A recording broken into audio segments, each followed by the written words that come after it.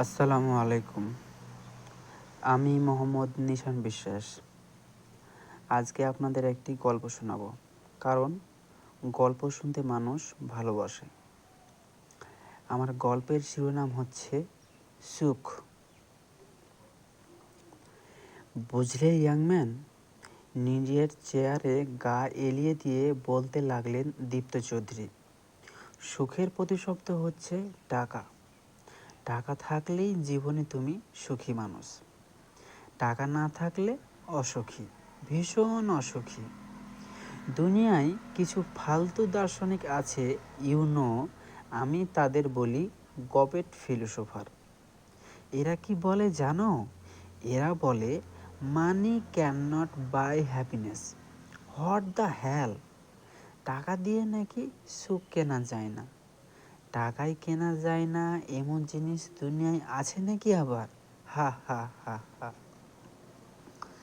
দীপ্ত চৌধুরীর সামনে জড়সড় হয়ে বসে আছি আমি। আজ অফিসে আমার ৭ম দিন।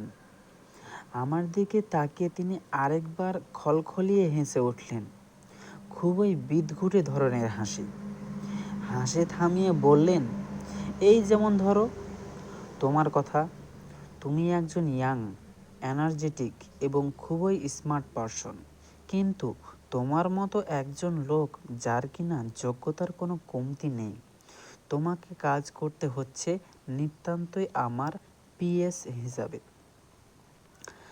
আমার সব কথা শোনো এবং তা অক্ষরে অক্ষরে পালন করাই তোমার একমাত্র কাজ। এখন যদি বলি বাইরে গিয়ে গড়াগড়ি দাও, তাও তুমি দিতে বাধ্য। হা হা হা হা। আমি চুপ করে বসে আছি। চুপ করে বসে থাকা ছাড়া এখানে আমার আর তেমন কোনো কাজ নেই।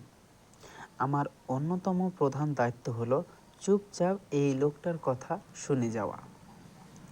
বিরক্তি ধরে গেলেও চেহারায় সদহাস্যভাস রেখে আমি লোকটার কথা শুনে যাচ্ছি।